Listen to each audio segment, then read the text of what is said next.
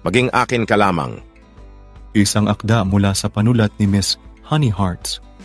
Ang 18 kabanata. Hello, Chance? Bungad ko nang sinagot ang tawag ng kaibigan ko. Natasha! Masigla na mga niya. Napatawag ka?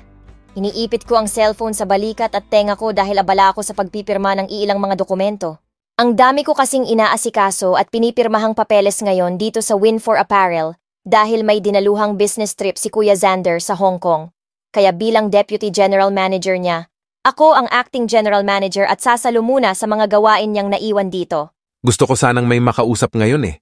Biglang lumungkot ang boses ni Chance. I'm going through something with work and it's kind of frustrating. I need someone to talk to. Hindi na sana ako sa dami pang mga gawain ko at mga pipirmahang dokumento, kaya lang ay bigla ko namang naalala ang tungkol sa kalagayan niya. Oo nga pala't may sakit siya at kailangan niya ng company from a friend.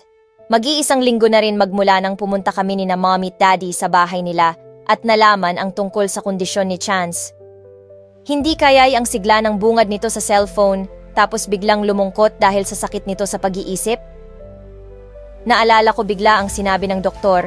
It's either Chance may harm others or hurt himself. Maaari niyang saktan ang sarili anumang oras, or worst, this disorder may lead him into committing suicide. Hindi ko na yata kayang mabalita ang sinaktan na naman ni Chance ang sarili dahil sa kung anong pinagdaraanan or worst baka mag-suicide pa.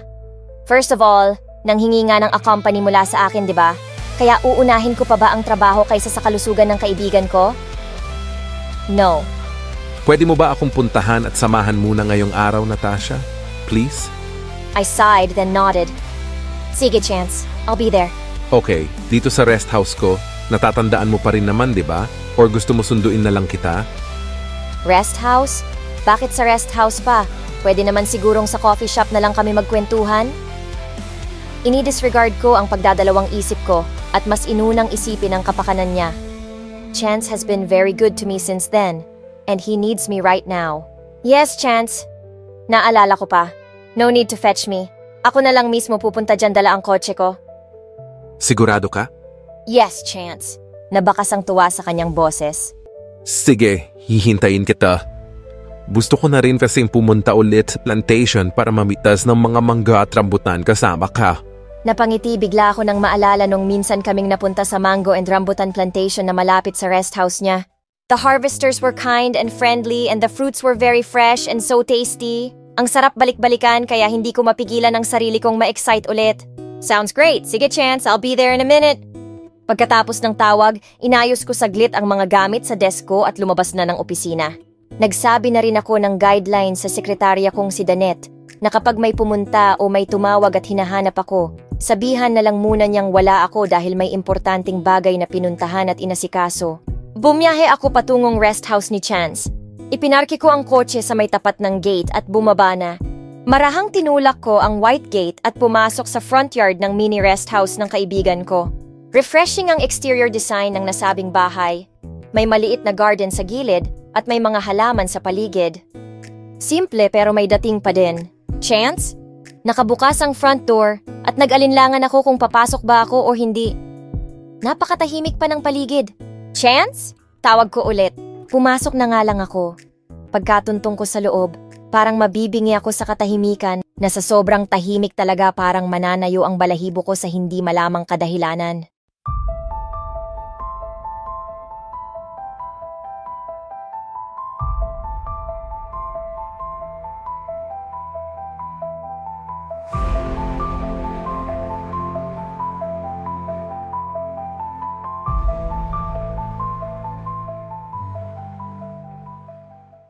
Chance? Nandito ka ba? Automatikong napatakip pa ako ng ilong ko ng amoy alak ang looban ng bahay. Nang tingnan ko ang maliit na lamesa sa gilid ng kama, nakita kong may 2 bote ng alak na naroon. Ang isa'y wala ng laman at ang isa na may mayroon pang kalahati. Nasaan na ba si Chance? Sabi niya dito lang daw siya kaya nga pinuntahan ko. Pinagmasdan ko na lang ang paligid ng mini rest house. Puti ang kulay ng paligid. Para bang napaka-misteryoso ng dating at ng pagkatao ng may-ari. Napalingon bigla ako sa likod ko nang may naramdamang parang may nakatitig sa akin at may nakasunod sa likuran ko. Pero wala naman akong nakitang tao. Creepy. Nasaan na kaya si Chance? Chance? Nandito ka ba? Walang sagot. Parang wala naman ang kaibigan ko dito at parang walang katao-tao, pero hindi ko alam kung ba't parang nakakaramdam ako ng takot at kaba. Naglakad ako papunta sa mesa at inilapag doon ang dala kong box ng pizza na pagsasaluhan pa naman sana namin ngayon. Mukhang wala namang tao. Chance, mukhang pinagloloko mo yata ako. Alis na lang ako ha. Pizza nga pala para sa'yo. Una na ako, Chance. Ay, kalabaw! Gulat na gulat ako at parang aatakehin sa puso nang bigla na lang siyang lumutang sa harapan ko nang papalabas na sana ako. Natasha, dumating ka? Nakangiting aniya. Hindi ko alam kung bakit kinakabahan ako sa ngiti niya, sa presensya niya, at sa bigla niyang paglutang sa harapan ko nang sinabi kong aalis na lang ako. Pansin kong medyo pawisan siya. Parang naninibago rin ako. Hindi ko alam pero pakiramdam ko ibang Chance ang kilala ko noon kaysa sa kaharap ko mismo ngayon. Weird. Chance? Nandyan ka lang pala. I tried to sound and act normal. Oo, kanina pa nga kita hinihintay eh. Humakbang siya palapit sa akin.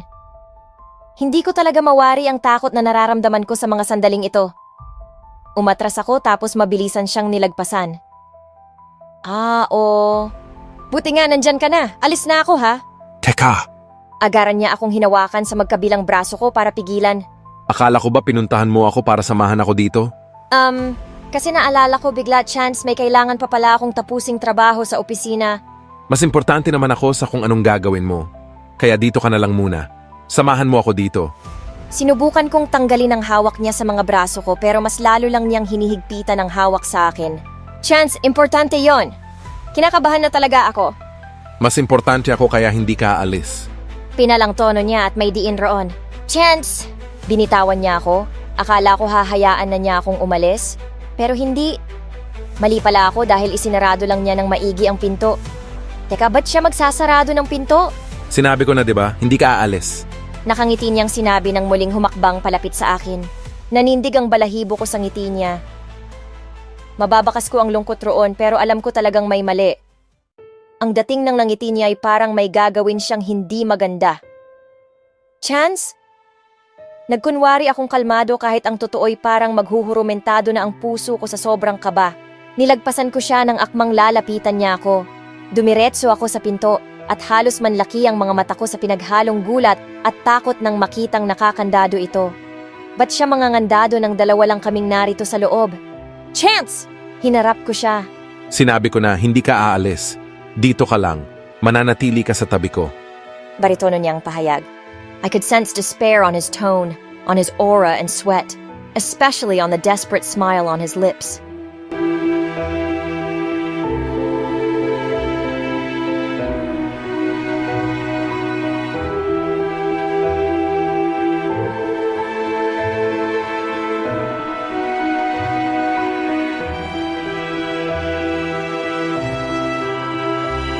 Chance, ano bang kalokohan to?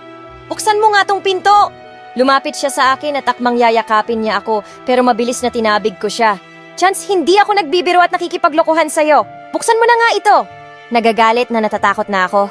Pagak lang naman siyang tumawa. Hindi rin naman ako nagbibiro eh. Isang hakbang pat naduklaw niya ako ng mga braso niya at pilit na niyakap. Nagpumiglas ako. Chance, ano ba? Tinulak ko ulit siya. Lalo pa siyang napangisi. Inirapan at tinalikuran ko nga siya. You're crazy, Chance! Oo, baliw ako. Nababaliw ako sa pagmamahal ko sa'yo na binabasura mo na lang palagi. Ano? Tumigil ka na, Chance. Playing hard to get, babe? I am not playing hard to get, Chance. Ano ba? Palabasin mo ako dito. Nagpumiglas ako pero hindi na niya ako hinayaang makawala. Nang magkaroon ng pagkakataon, ay nabigyan ko siya ng isang malutong na sampal. Natigilan siya at napahawak sa pisnging nagawaran ko ng sampal. Parang natauhan naman ako sa ginawa ko at naramdaman ang panlalambot ng mga tuhod ko. Did I just slap him? Chance? Nasambit ko. Madiin niyang ibinalik ang mga mata niya sa akin. Sa galit niya ay para siyang tigreng manlalapa ng tao. Napaatras ako sa takot. Hindi ko pa siya ganoon kakilala dahil ilang buwan pa lang naman kaming naging magkaibigan kaya hindi ko alam kung paano siya magalit. Sa nakikita ko ngayon sa nakaigting niyang panga at nag-aapoy na mga mata, parang mananakit talaga siya kapag galit na galit siya. At sa kaso ko ngayon, kitang-kita kong nagalit ko siya ng husto. Ginagalit mo ako! Nanlilisik ang mga mata niya habang nilalapitan na naman ako.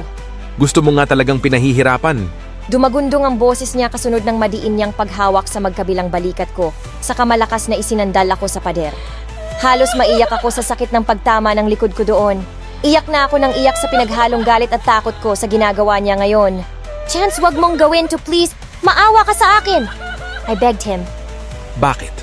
Naawa ka ba sa akin nung pinaasa at ginamit mo lang ako para pagselosin yung gagong liben na yon, ha? Kaibigan mo pa rin naman ako, di ba? Chance, please naman, don't do this. Tigilan mo na ang kahibangang ito. Kaibigan? Sarkastiko siyang tumawa tapos dumagundong ulit ang galit niyang boses. Sawang-sawa na akong marinig mula sa bibig mo na kaibigan mo lang ako, Natasha. Kaibigan kita dahil yun naman talaga ang tingin ko sa'yo at hanggang doon lang tayo. Sagot ko. Magkaibigan, pero pagkatapos ng araw na to, magiging sobra pa tayo sa magkaibigan lang, sisiguraduhin ko yan. Desperado niyang sinabi at tumawa na namang parang baliw.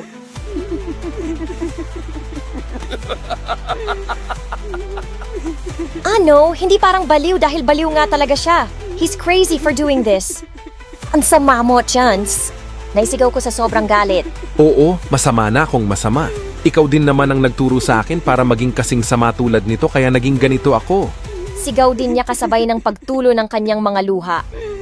Nagpabaling-baling ako ng tingin sa paligid at nagsusumigaw para manghingi ng tulong. Tulong! Tulungan niyo ako! Tulong!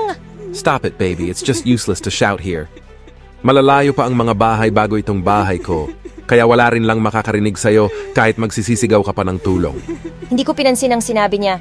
Nagpatuloy ako sa pagsigaw. Tulong! Tulong! Tulungan ninyo ako! Pakiusap! Tulungan niyo ako!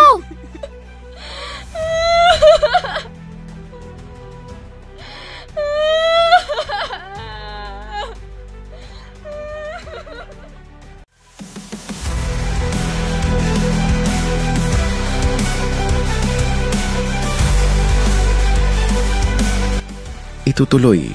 Abangan ang susunod na kabanata.